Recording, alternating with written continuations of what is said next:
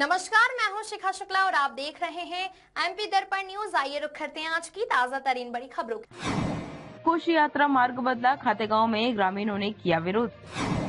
मार्ग परिवर्तन का ग्रामीणों पर पड़ेगा प्रतिकूल असर। तहसीलदार से मिले लोग, कहा यात्रा का रास्ता संदलपुर से होकर ही निर्धारित करें।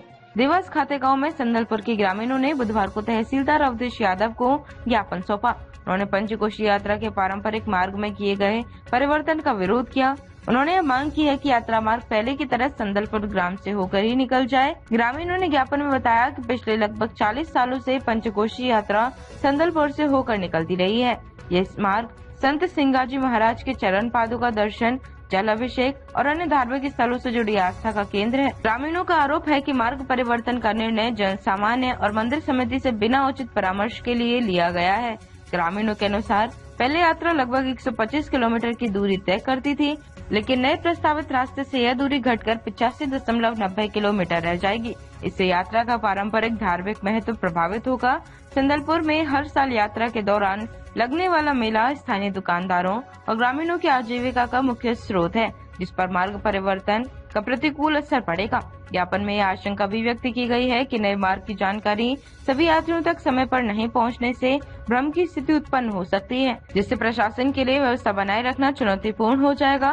ग्रामीणों ने तहसीलदार के माध्यम से जिला प्रशासन से अपील की है कि श्रद्धालुओं की आस्था और परंपरा को देखते हुए पंचकोशी यात्रा का रास्ता पूर्ण संदलपुर से होकर ही निर्धारित किया जाए। इससे संत सिंगाजी महाराज की चरण पादुका दर्शन और जल अभिषेक की परंपरा बनी रहेगी। एमपी दर्पण न्यूज के लिए खातेगांव से इमरत मोरे। पंचकोशी को लेकर एक ज्ञापन दिया है, क्या मामला पूरा? मामला पूरा यह है कि विगत 40 वर्षों के आसपास से नर्मदा पंचकोशी यात्रा 5 दिवसीय पंचकोशी यात्रा निकल रही है, जिसमें विभिन्न ग्रामों से होते हुए पूर्ण में की जो हमारा संदलपुर भी गांव इसमें आता है। संदलपुर में सिंगाजी बाबा का बहुत ही पुराना स्थान है। धोनी वाले दादा जी का आश्रम है। जबरेश्वर महादेव का बड़ा मंदिर है। और इस यात्रा के माध्यम से यात्रियों की मान्यता, सब लोगों की मान्यता रही है कि जब मां नर्मदा से होते हुए इस यात्रा में शामिल होते हैं तो मां नर्मदा का जल सिंगाजी बाबा के चरण पादुका पर, जबरेश्वर महादेव मंदिर पर और दादा धोनी बाबा के आश्रम में भी चरण पादुका पर चढ़ता है। इन्हीं मान्यताओं को हम स्वीकार करते हुए हम चाहते हैं कि जो समिति ने जो यात्रा चेंज की है वो मार्ग को चेंज न करते हुए संदलपुर को और उसमें जोड़ लिया जाए, ताकि आस्था हम सब लोगों की है, उस पर कोई कठोर प्रहार समिति द्वारा न हो।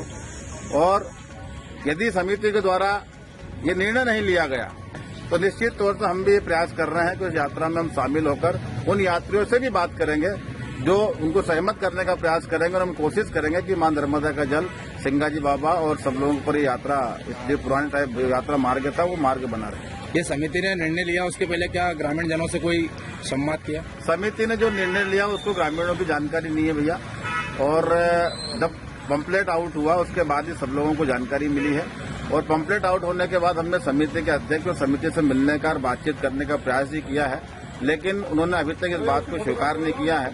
वो ये लोग ये कह रहे हैं कि हम समिति से चर्चा करके कोई अच्छा हल निकालने का प्रयास करेंगे। अब तक के लिए बस इतना ही, फिर मिलते हैं ऐसे ही बड़ी खबरों के साथ। जब तक के लिए दीजिए मुझे इजाजत और देखते रहिए एमपी दर्पण न्यूज। अधिक खबरों के लिए चैनल को सब्सक्राइब करिए। धन्यवाद।